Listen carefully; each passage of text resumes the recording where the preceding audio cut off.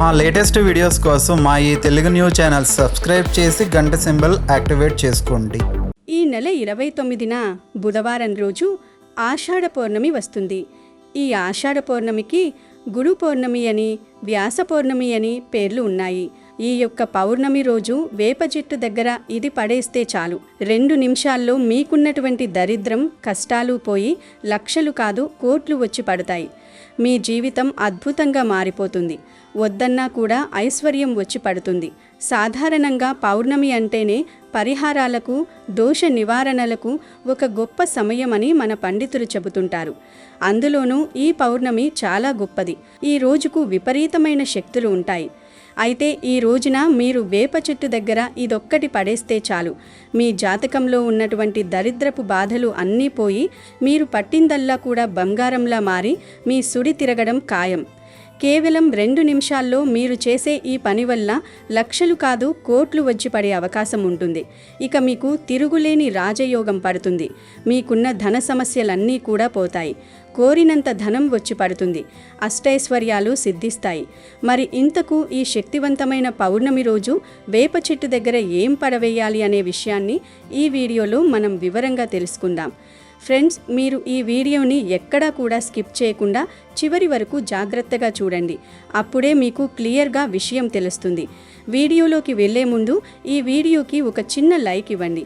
అలాగే కింద కామెంట్ సెక్షన్లో శ్రీమాత్రే నమః అని కామెంట్ పెట్టండి. ఇక విషయంలోకి వస్తే ఈ పౌర్ణమి చాలా గొప్పది, ఎన్నో శక్తులు కలిగినది. ఈ రోజున మీరు ఎక్కడికో వెళ్లాల్సిన అవసరం లేదు. 1000 రూపాయలు ఖర్చు చేయాల్సిన అవసరం అంతకన్నా లేదు. మీ ఇంటి దగ్గరలో ఉన్న ఒక వేప చెట్టు దగ్గర కేవలం ఈ ఒక్క వస్తువు పడేస్తే చాలు, మీకున్నటువంటి కష్టాలన్నీ కూడా పటాపంచలైపోతాయి. అసలు ఈ పౌర్ణమి గడియలకు అంత శక్తి ఎలా ఉంటుంది అని మీరు ఆలోచించవచ్చు. మన పూర్వీకుల కాలం నుండి పౌర్ణమి రోజున చేసే తంత్ర మంత్ర యంత్ర పరిహారాలకు ఫలితం చాలా త్వరగా వస్తుందని నమ్మకం. మన చుట్టూ ఉండే నెగిటివ్ ఎనర్జీ అంటే ప్రతికూల శక్తిని తొలగించుకోవడానికి పౌర్ణమి ఒక అద్భుతమైన అవకాశం. సాధారణ రోజుల్లో మనం చేసే పరిహారాలకు ఫలితం రావడానికి కాస్తంత లేట్ అవ్వచ్చు. కానీ శక్తివంతమైన ఈ పౌర్ణమి రోజున మీరు ఏ పని చేసినా కూడా దానికి ఫలితం అనేది క్షణాల్లో లేదా నిమిషాల్లోనే కనిపిస్తుంది. ఈ పౌర్ణమి అనేది దృష్టిదోష నివారణకు చాలా చాలా పవర్ఫుల్ డే. సాధారణంగా మనకు ఏవైనా పనులు ఆగిపోతున్నా, ఇంట్లో ఎప్పుడూ గొడవలు జరుగుతున్నా, డబ్బు నిలబడకపోయినా దానికి ప్రధాన కారణం నరదృష్టి అని శాస్త్రాలలో ఉంది. నరుడి దృష్టికి నాపరాలు కూడా పగులుతాయి అంటారు కదా. అటువంటి భయంకరమైన దృష్టిని తీసేయడానికి ఈ పౌర్ణమిని మించిన రోజు లేదు. కాబట్టి ఈ పౌర్ణమి నాడు సాయంత్రం సంధ్యా సమయంలో మీ కుటుంబ సభ్యులందరికీ, ముఖ్యంగా చిన్నపిల్లలకు, సంపాదించే వ్యక్తులకు దృష్టి తగలకుండా ఉండాలంటే కాలికి నల్లదారం కట్టుకోవడం చాలా మంచిది. దీనికోసం మీరు పూజా సామాగ్రి షాపులో దొరికే ఒక నల్ల దారాన్ని లేదా సాధారణ నల్లటి తాడును తీసుకోండి. ఆ దారాన్ని మీ చేతిలో పట్టుకుని ఈ చిన్న మంత్రాన్ని 11 సార్లు జపించండి. ఆ మంత్రం ఏమిటంటే ఓం లం లం లం, ఓం లం లం లం, దృష్టి నివారయామి, దృష్టి నివారయామి. చాలా చిన్న మంత్రం ఇది. ఇలా 11 సార్లు ఈ మంత్రాన్ని జపించి ఆ దారానికి బలం చేకూర్చిన తర్వాత ఆ నల్లతాడును ఆడవారైతే ఎడమకాలికి, మగవారైతే కుడికాలికి కట్టుకోవాలి అని శాస్త్రం చెబుతోంది. ఇలా మంత్రించి కట్టుకున్న నల్లతాడు రక్షరేఖలా పనిచేస్తుంది. దీనివల్ల మీకు ఎటువంటి చెడు దృష్టి తగలదు. శత్రువుల ప్రయోగాలేవీ పనిచేయవు. ఇక ఈ పౌర్ణమి రోజున ప్రతి ఒక్కరూ గురువుగారి ఆశీర్వాదాన్ని తీసుకోవాలి.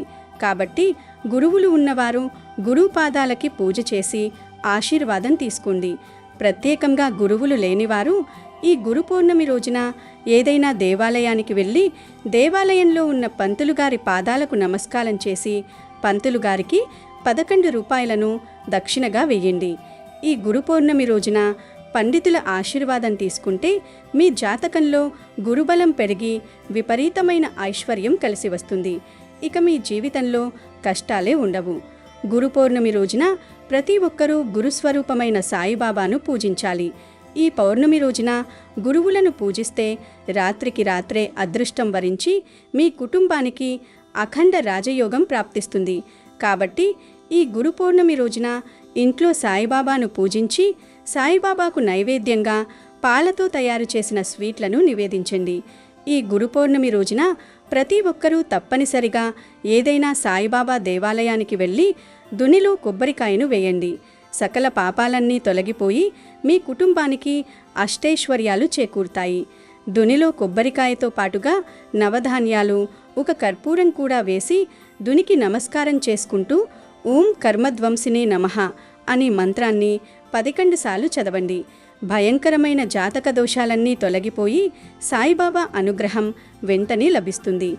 వివాహ సమస్యలు, ఉద్యోగ సమస్యలు పోవాలన్నా, ఉద్యోగంలో ప్రమోషన్లు రావాలన్నా ఈ గురు పౌర్ణమి రోజున ఉదయం స్నానం చేసి నానబెట్టిన శనగలను దారానికి గుచ్చి ఒక దండలాగా తయారు చేసి దత్తాత్రేయుని దేవాలయానికి వెళ్ళి ఆ శనగల దండను దత్తాత్రేయునికి సమర్పిస్తే వివాహం కాని వారికి త్వరగా వివాహం కుదురుతుంది.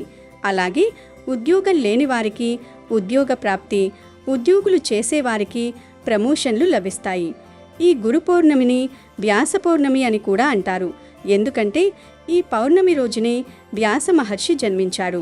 పురాణాల ప్రకారం ఈ గురు పౌర్ణమి రోజున ఎవరైతే గురుదేవులను పూజిస్తారో అలాంటి వారికి కోరిన కోర్కెలన్నీ వెంటనే నెరవేరుతాయని వ్యాస మహర్షి వరమిచ్చాడు. వ్యాస మహర్షి వరమిచ్చినట్టుగానే పూర్వం చాలామంది భక్తులు వ్యాస మహర్షిని పూజించి ఎన్నో వరాలను పొందారు. వ్యాస మహర్షిని పూజించలేని వారు గురుస్వరూపమైన దక్షిణామూర్తిని పూజించినా, దత్తాత్రేయుడిని పూజించినా, సాయిబాబాని పూజించినా మీ కష్టాలన్నీ వెంటనే తొలగిపోయి కోరినన్ని వరాలను ప్రసాదిస్తానని స్వయంగా ఆ వ్యాస మహర్షి వివరించాడు. ఈ గురు పౌర్ణమి రోజు ఉదయం మరియు సాయంత్రం స్నానం చేసే నీటిలో ముఖ్యంగా 3 వస్తువులలో ఏ ఒక్కటి వేసుకున్నా సరిపోతుంది.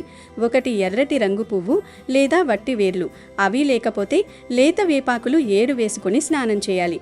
ఈ విధంగా గురు పౌర్ణమి రోజున ఈ 3 వస్తువులలో అనగా ఎర్రటి పువ్వు, వట్టి వేర్లు లేదా 7 లేత వేపాకులు లో ఏ ఒక్కటి నీటిలో కలిపి స్నానం చేసినా చాలు, మీకు సంవత్సరమంతా అద్భుతంగా కలిసి వస్తుంది.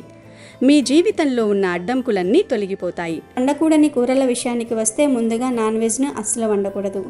అంటే చికెను, మటను, చేపలు, రొయ్యలు, పీతలు, గుడ్లు ఇలాంటివేమీ కూడా వండకూడదు.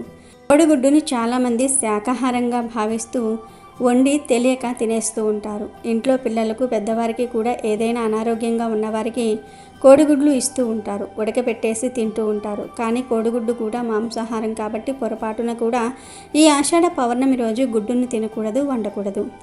నాన్ వెజ్ని ఏ రూపంలోనూ కూడా తినకూడదు. అంటే చికెన్ లాలీపాప్ రూపంలో అవ్వవచ్చు, లెగ్ పీసుల రూపంలో అవ్వవచ్చు, బిర్యానీల రూపంలో అవ్వవచ్చు, noodles, Manchuria, burger, pizza, momos, fried rice రూపంలో అవ్వవచ్చు. ఇలా ఏ రూపంలోనూ కూడా పొరపాటున కూడా చికెన్, ఫిష్ లేదా మటన్ అవ్వవచ్చు, లేదా రొయ్యలు అవ్వవచ్చు, పీతలు అవ్వవచ్చు.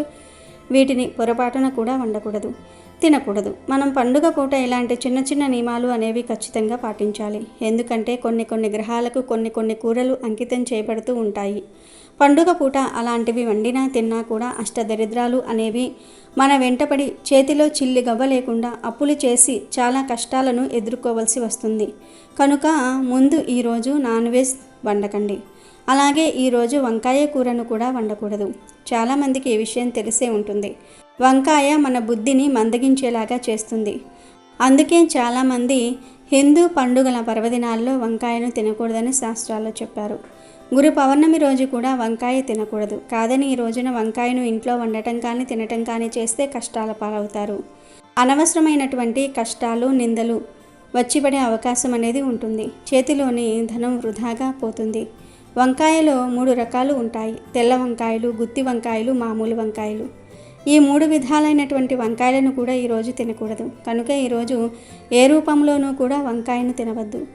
ఫ్రై రూపంలో కావచ్చు, కర్రీ రూపంలో కావచ్చు, గుత్తి వంకాయ రూపంలో కావచ్చు, పచ్చడి రూపంలో కావచ్చు, ఇలా ఏ రూపంలోనూ కూడా వంకాయను తినవద్దు. కాదని తింటే మాత్రం లేనిపోని కష్టాలు వస్తాయి. కనుక ఈ ఒక్క రోజున వంకాయ తినకుండా ఉండే ప్రయత్నం చేయండి. ఇక తర్వాత బంగాళదుంపలను కూడా ఈరోజు అస్సలు తినకూడదు. కాదని ఈరోజు బంగాళదుంపలను తింటే పరమ దరిద్రం కలుగుతుంది. అనారోగ్య సమస్యలు వస్తాయి, అప్పుల పాలు అయిపోతారని పురాణాలలో ఉంది. బంగాళాదుంపలను కూరల రూపంలో, ఫ్రెంచ్ ఫ్రైస్ రూపంలో, చిప్స్ రూపంలో అవ్వచ్చు, చిప్స్ ప్యాకెట్ల రూపంలో అవ్వచ్చు, లేదా బజ్జీల రూపంలో అవ్వచ్చు. ఇలా ఏ రూపంలోనూ కూడా బంగాళాదుంపలను తినవద్దు. తెలియక ఈరోజు బంగాళాదుంపల కూర తింటే లక్ష్మీదేవి అనుగ్రహం తగ్గిపోతుంది. మీ చేతిలోని ధనమంతా కూడా ఖర్చు అయిపోతుంది. అంటే ఆ ధనం మీకు ఏ విధంగా ఉపయోగపడదు, అనవసరంగా వృధాగా పోతుంది. తర్వాత మీరు ధనం కోసం చాలా ఇబ్బందులు పడాల్సి వస్తుంది. కాబట్టి ఈరోజు ఏ రూపంలోనూ బంగాళాదుంపలను తినకండి. ఇకపోతే ఈరోజు ముల్లంగిని కూడా తినకూడదు. ముల్లంగిలను సాంబారుల్లో, పప్పుచారుల్లో ఎక్కువగా వాడుతూ ఉంటారు. ఇలాంటి పండుగ రోజుల్లో ఆడవారు ఎక్కువగా పప్పులు, పప్పుచారులు, సాంబారులు ఇలాంటివి వండుతూ ఉంటారు. ఆ సాంబారుల్లో, పప్పుచారుల్లో చాలా రకాల కూరగాయలను వేస్తూ ఉంటారు. కాబట్టి అలా కూడా ముల్లంగిని తినకూడదు, జాగ్రత్తగా ఉండండి. కాబట్టి ఈ రోజున నాన్ వెజ్, వంకాయలు, బంగాళాదుంపలు, ముల్లంగి ఈ 4 రకాల కూరలు వండకూడదు. కాదని ఈ కూరలు వండినా తిన్నా కష్టాల పాలవుతారు. ఈ పౌర్ణమి రోజు తెలియక ఈ కూరలను తింటే అష్ట కష్టాలు ఎదురవుతాయి. లక్ష్మీదేవి ఇంట్లో నుంచి వెళ్ళిపోతుంది. కాబట్టి అందరూ ఈ ఆషాఢ పౌర్ణమి రోజు ఈ కూరలను తినకుండా జాగ్రత్తగా ఉండండి. ఇక వేప చెట్టు అంటే సాక్షాత్తు ఆ మహాలక్ష్మీదేవి యొక్క స్వరూపం. ఆది పరాశక్తి అమ్మవారికి ప్రతిరూపం. వేప చెట్టులో అతీంద్రియమైన శక్తులు ఎక్కువగా ఉంటాయి. దీనిని ఒక దేవతా వృక్షంగా మన పెద్దల కాలం నుండి మనం పూజిస్తూ వస్తున్నాం. వేప గాలి పీల్చినా, వేప చెట్టు నీడలో కూర్చున్నా సకల రోగాలు నయమవుతాయి అని చెప్పి మనకి వైద్యపరంగా కూడా తెలియని విషయమే. అలాగే ఆయుర్వేదం కూడా చెబుతోంది. పూర్వకాలంలో మన అమ్మమ్మలు, నానమ్మల ఇళ్లల్లో ప్రతి ఇంటి ముందు ఒక వేప చెట్టు ఉండేది. దానివల్ల ఆ ఇల్లు ఎప్పుడూ చల్లగా, ప్రశాంతంగా, ఒక పాజిటివ్ ఎనర్జీతో కళకళలాడుతూ ఉండేది. అయితే ఇప్పుడు మనం నగరాల్లో ఉంటున్నాం కాబట్టి ఈ పచ్చదనానికి, ఈ స్వచ్ఛమైన గాలికి దూరమైపోయాం. వేప చెట్టు అద్భుతమైన ఆక్సిజన్ని ఇస్తుంది.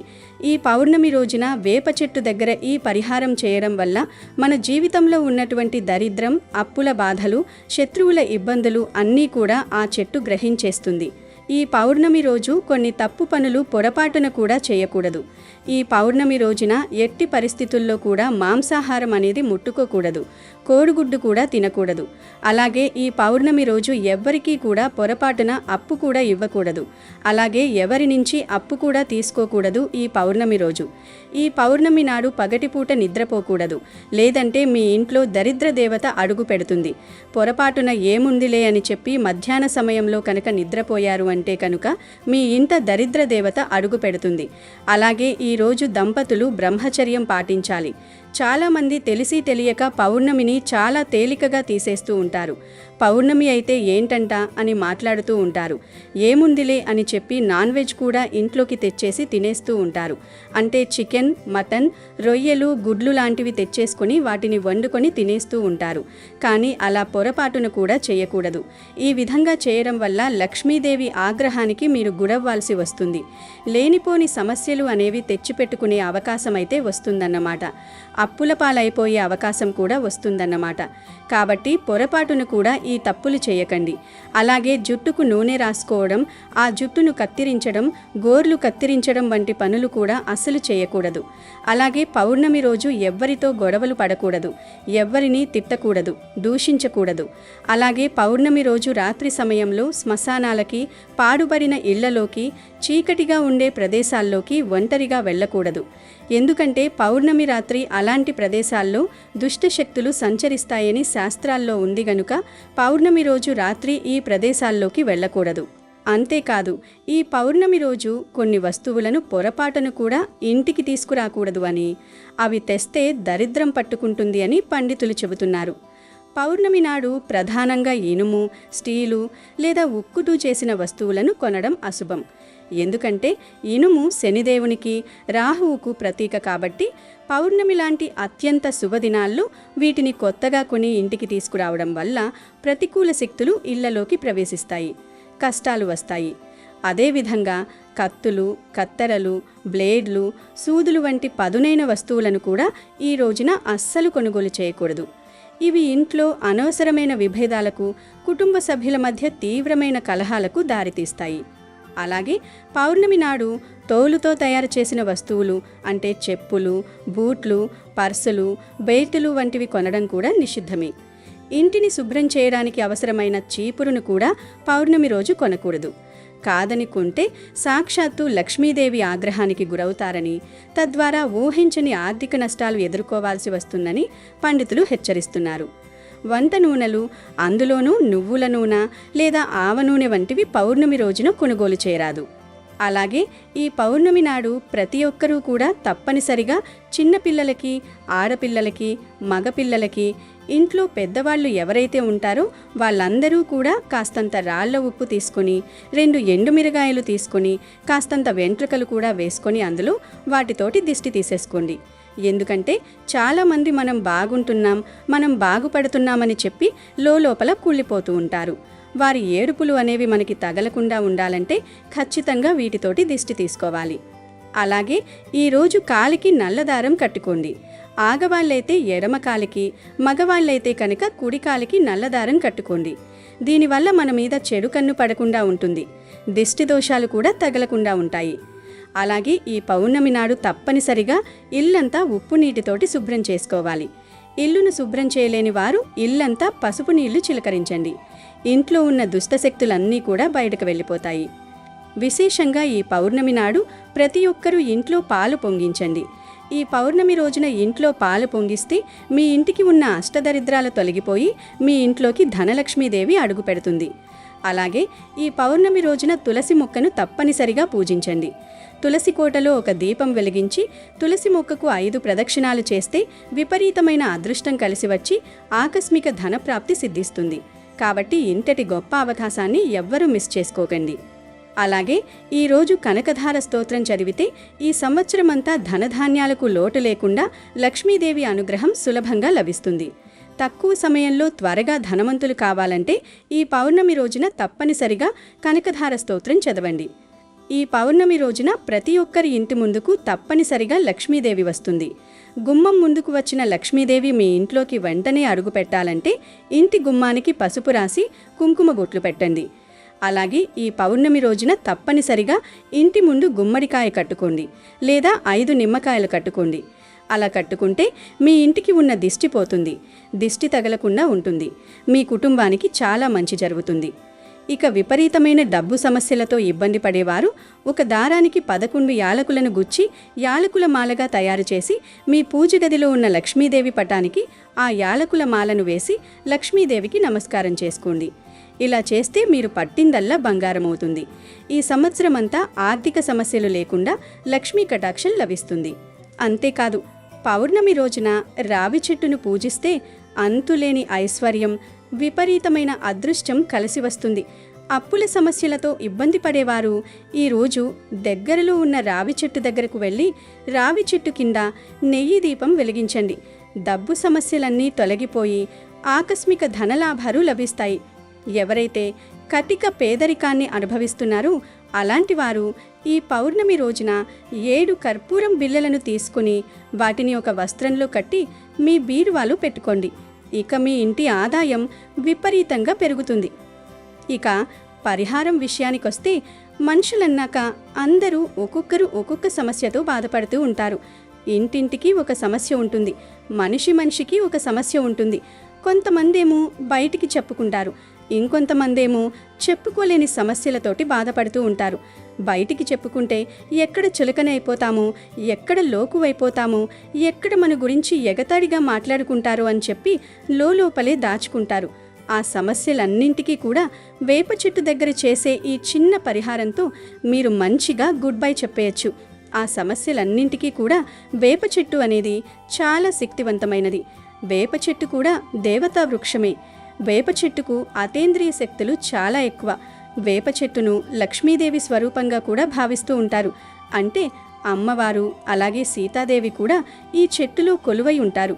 అంత శక్తివంతమైనది వేప చెట్టు. కాబట్టి వేప చెట్టు దగ్గర ఈ పరిహారం చేస్తే ఖచ్చితంగా కొన్ని సెకండ్లలోనే మీ యొక్క చెడుని మొత్తం లాగేసుకుంటుంది వేప చెట్టు. మీ ఇంటి దగ్గరలో ఉన్నటువంటి వేప చెట్టు దగ్గర లేదా కొంచెం దూరంగా ఉన్నటువంటి వేప చెట్టు దగ్గరకు వెళ్ళి ఈ పరిహారం చేసుకోండి. వేప చెట్టు పచ్చవనం, ఆ చెట్టు ఇచ్చే ఆరోగ్యాన్ని, చల్లని గాలిని మనకు ఎన్ని ఫ్యాన్లు, ఎన్ని కూలర్లు, ఎన్ని ఏసీలు ఉన్నా కూడా ఇవ్వలేవు. వేప చెట్టు అద్భుతమైన ఆక్సిజన్ ఇస్తుంది. వేప చెట్టు కింద కాసేపు కూర్చొని ఆ గాలి పీల్చుకుంటే మనకున్నటువంటి వందల రోగాలు తగ్గిపోతాయి. అంత ఆరోగ్యకరమైన గాలిని వేప చెట్టు అందిస్తుంది. వేప చెట్టు ఉన్న చోట ఒక మంచి పాజిటివ్ శక్తి ఉంటుంది. పూర్వం అందరూ తమ ఇంటి దగ్గర ఒక వేప చెట్టును పెంచుకునేవారు. వేప చెట్టు ఉన్న ఇంట్లో గొడవలు, సమస్యలు కూడా తక్కువగా ఉంటాయి. ఆరోగ్యం కూడా బాగుండేది. వేప ఆకులు కూడా మనకు ఆయుర్వేద పరంగా చాలా మంచివి. ఒక గుప్పెడు వేపాకులను ఈ పౌర్ణమి రోజు స్నానం చేసే నీటిలో వేసుకుని స్నానం చేసినట్లయితే మీకున్నటువంటి అనారోగ్య సమస్యలు, పితృదోషాలు, శాపాలు, శని దోషాలు అన్నీ కూడా తొలగిపోయి మీరు పట్టిందల్లా కూడా బంగారమవుతుంది. వేపాకులు వేయడం వల్ల ఆ నీరు శక్తివంతంగా మారి ఆరోగ్యం కూడా బాగుంటుంది.